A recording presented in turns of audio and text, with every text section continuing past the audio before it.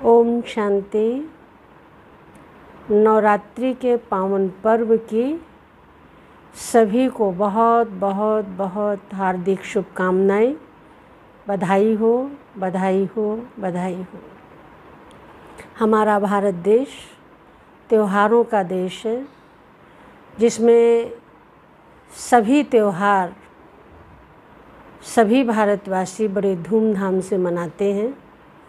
और उसमें भी नवरात्रि का पर्व वर्ष में 2 बार मनाया जाता है, जिसमें 9 दिन तक शिवमयी शक्तियों की पूजा अर्चना वंदना व्रत रख करके करते हैं। और वो देवी स्वरूपा दुर्गा माँ सर्व की मनोकामनाएं पूर्ण करने वाली, दुर्गुणों से मिटाने वाली जगदम्बा माँ के ही 9 स्वरूपों का यादगार हम सभी मनाते चले आ रहे हैं। वास्तव में शिव पिता परमात्मा से शक्ति ले करके इन देवियों ने आसुरी वृत्तियों पर विजय प्राप्त करके सारे विश्व को बुराइयों से मुक्त करने का तरीका सिखाया। जब हम माँ दुर्गा को देखते हैं तो माँ के स्वरूप को देखकर एक तरफ उनका बहुत ही भयानक स्वरूप और दूसरी तरफ देखें तो उनके चेहरे पर दया, ममता, करुणा, प्रेम सब कुछ झलकता है। माँ सदा ही देवी माँ रहम की मूर्ति, दया की मूर्ति होती है। माँ कभी अपने बच्चों का संहार नहीं करती, परंतु ये जो चित्र दिखाए गए हैं संहारक स्वरूप में, इनका वास्तविक रहस्य क्या है? अगर उन स्वरूपों को हम समझ करके कोई भी त्यौहार मनाते हैं तो ज़रूर हमारे जीवन में हमारे जीवन से बुराइयां दूर होती हैं और सुख समृद्धि की प्राप्ति होती है। तो हम माँ के स्वरूपों को स्पष्ट स्वरूप से देखें तो हमारी माँ जगदम्बा माँ, जिसको परमात्मा शिव ने सरस्वती माँ कहा, जो ब्रह्मचारिणी रही, और ऐसी माँ के ही स्वरूप हम ये 9 स्वरूप देखते हैं, जिसमें दुर्गा माँ अर्थात दुर्गुणों को दूर करने वाली, काली माँ अर्थात कालों से मुक्त कराने वाली, सरस्वती माँ विद्या की देवी, लक्ष्मी माँ धन की देवी, संतोषी माँ संतोष प्रदान करने वाली, गायत्री माँ जिसके मंत्र के उच्चारण से ही सर्व का उद्धार होता है।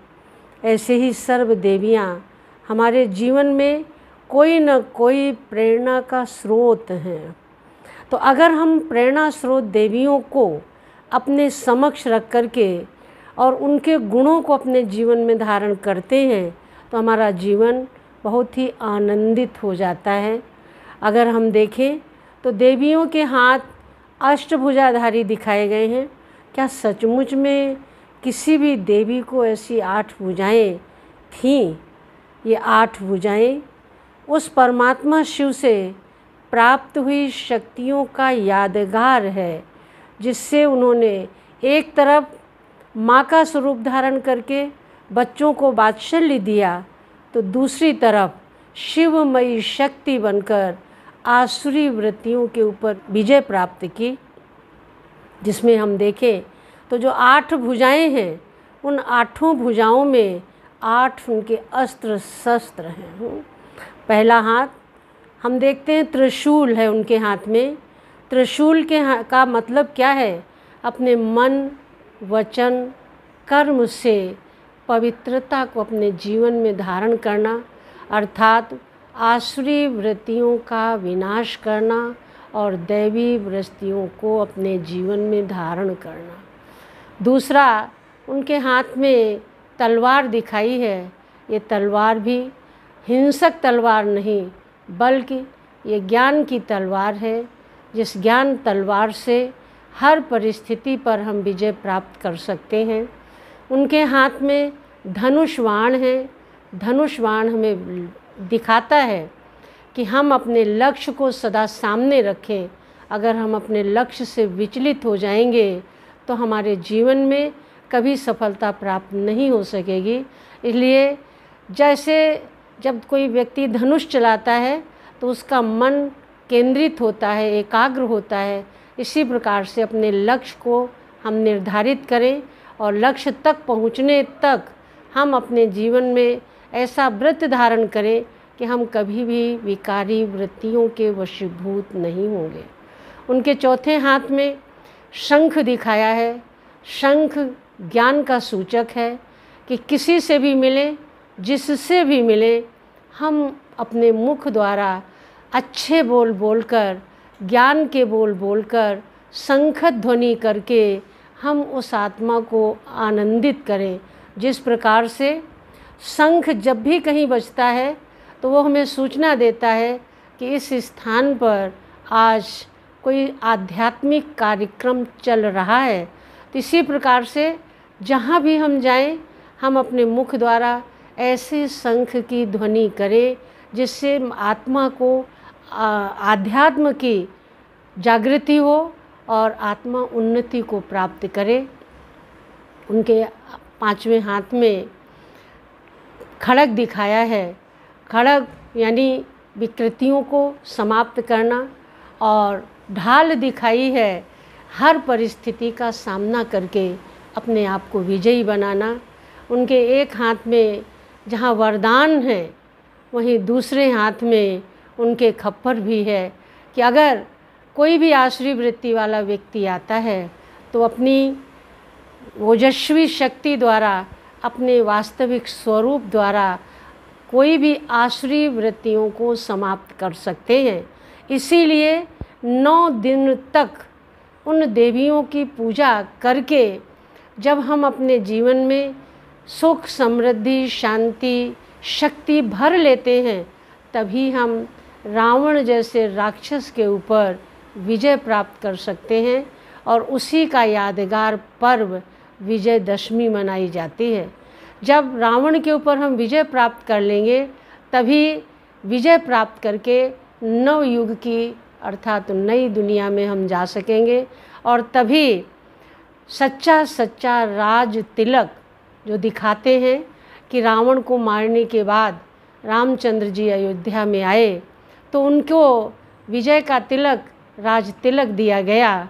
वास्तव में वो राज तिलक ही 9 युग की सूचना देता है कि जब तक अपने अंदर शिव की शक्ति धारण नहीं करेंगे, जब तक अपने स्वरूप को एक तरफ प्रेम भरा, शांति भरा, दयामय, रहम दिल का भाव नहीं जागृत करेंगे अपने अंदर, तब तक हम आसुरी वृत्तियों के ऊपर विजय नहीं प्राप्त कर सकेंगे। और जब तक आसुरी वृत्तियों पर विजय नहीं प्राप्त कर सकेंगे, तब तक हमारी विजय नहीं हो सकेगी। और जब विजयी बनना है तो अपने जीवन में कमल पुष्प समान हमें अपना जीवन बनाना है। इसलिए देवी के हाथ में कमल का पुष्प भी देते हैं, फिर स्वदर्शन चक्र भी देते हैं। वास्तव में स्वदर्शन चक्र हमें अपनी स्वस्वरूप की स्मृति दिलाता है कि जब तक हम अपने स्वस्वरूप में स्थित नहीं होंगे, स्व का दर्शन नहीं करेंगे, तब तक बुराइयों पर हम विजय प्राप्त नहीं कर सकेंगे। अर्थात आसुरी वृत्तियों पर, आसुरी वृत्तियों का गला नहीं काट सकेंगे। और जब आसुरी वृत्तियों का गला कटेगा, स्वदर्शन चक्रधारी बनेंगे, तो स्व स्थिति में रहने से ही हम स्वराज्य अधिकारी बनेंगे। और जब हम स्व के राजा बनेंगे, तभी हम विश्व राज्य अधिकारी बन सकते हैं। तो ये नवरात्रि के पावन पर्व पर हम सभी का यही सभी के प्रति शुभ संदेश है कि हे आत्माएं, अपने शिव पिता परमात्मा को पहचानो और शिव पिता परमात्मा से सत्य परिचय प्राप्त करके उससे अपने जीवन में सर्व शक्तियों को धारण करके आसुरी वृत्तियों पर विजय प्राप्त करो और विजय प्राप्त करके सतयुगी दुनिया में चलने के हकदार बनो। इन्हीं शब्दों के साथ सभी को पुनः नवरात्रि के पावन पर्व की बहुत बहुत बधाई। ओम शांति।